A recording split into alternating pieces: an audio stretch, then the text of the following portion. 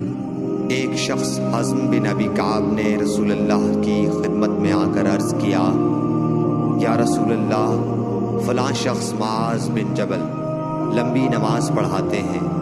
اس لیے میں جماعت کی نماز میں شریک نہیں ہو سکتا، کیونکہ میں دن بھر اونٹ چرانے کی وجہ سے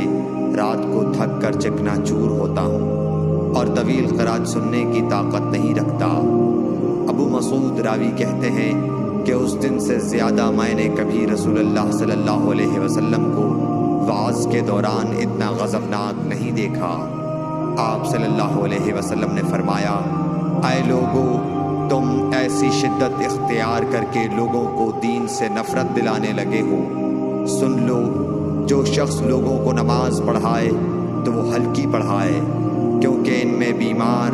کمزور اور حاجت والے سبھی قسم کے لوگ ہوتے ہیں۔ صحیح بخاری حدیث نمبر 90۔